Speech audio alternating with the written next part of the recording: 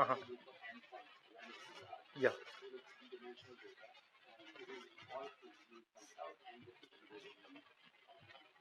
Mhm. We'll just take D points and. Uh-huh.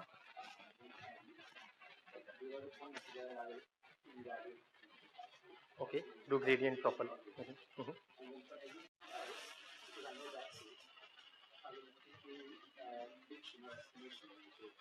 Uh-huh. Uh-huh.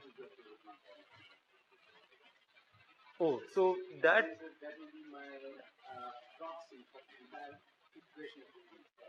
Uh-huh.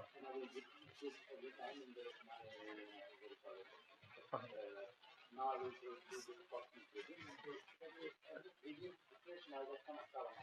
Mm-hmm. Mm-hmm.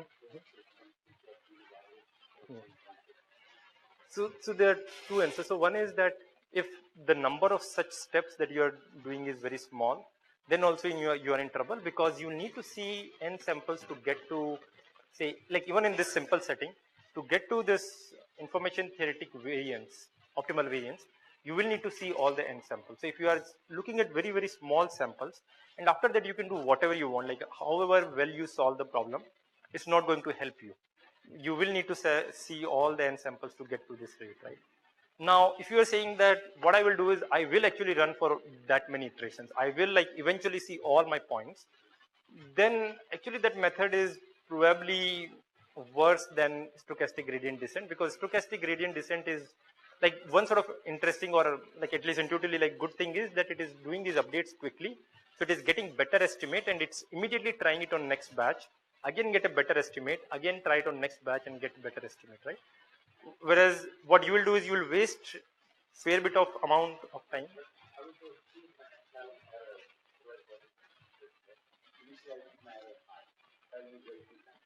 Mhm.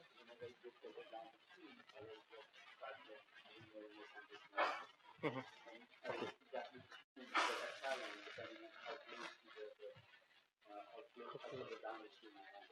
Uh-huh. Um, so yeah, so yeah, people have done or tried similar things. So one particular thing that I know people have tried is that suppose I take, like I have this data, I will divide it in batches, right? So you are like, to my understanding, you are sort of asking about more sort of fancy way of dividing the batches. But for now, let's say you do uniform division. Now in each division, what you can do is you can go and solve your problem, let's say almost exactly. So what you will do is you take a batch, and on that batch, maybe you run full gradient descent only on that batch and run it multiple times. Uh-huh.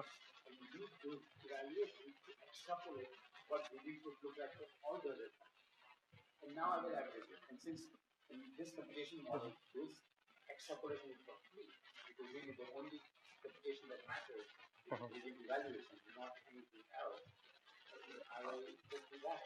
But extrapolate how? As in you have, let's say, these set of points,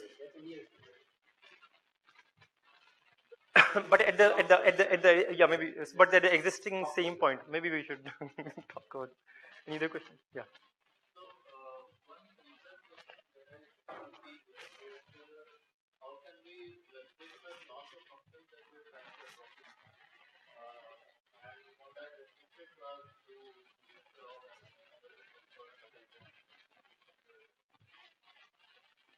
Uh, I mean, in general, this is sort of the most restricted class, right? Like this is linear regression. So uh, I'm not sure how more to restrict it, right? And what we are saying is that even for this class, there is a gap.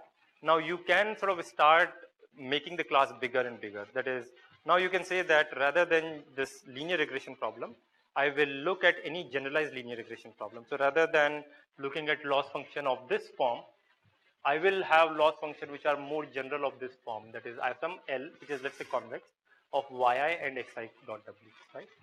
And as I was talking earlier, that even for this loss function, we have some decent understanding. That is, even for this loss function, initially you do stochastic gradient descent, and once you are in a small ball around the optima, there then you have to do some Newton updates and you will need to decrease your step size properly, because otherwise you will escape that well. So that's also something that we sort of know. I guess like the main thing would be to go and understand what's going on with, say, your ResNet architecture when applied to some CIFAR data set.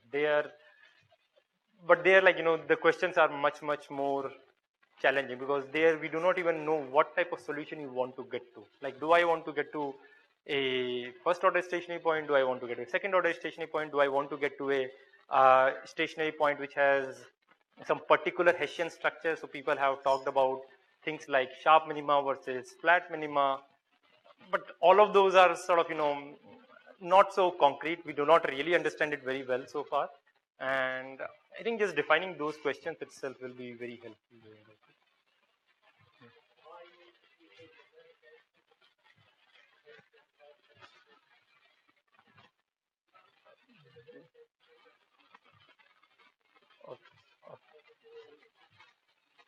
Yes, you can get.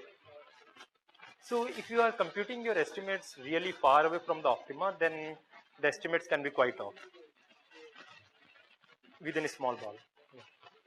Yeah, but yeah, there you're right that if you are within a small ball, after that you can actually just start estimating Hessian. You can start to use this quasi-Newton kind of method, and they are known to provide better rates.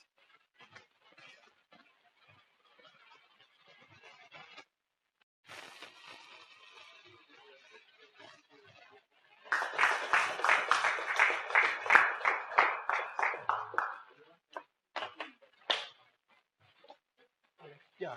So I did not.